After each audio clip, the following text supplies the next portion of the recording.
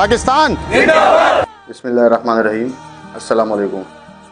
मैं हबीबुर रहमान, इंचार्ज शाहीन फौज district waste. SSP साहब डिस्ट्रिक्ट वेस्ट जनाब तारिक इलाही मस्तूरी साहब की हिदायत पर शाहीन फौज को डिस्ट्रिक्ट लेवल पर सेंट्रलाइज किया गया है, जिसका बुनियादी मकसद स्ट्रीट क्राइम को कंट्रोल करना है।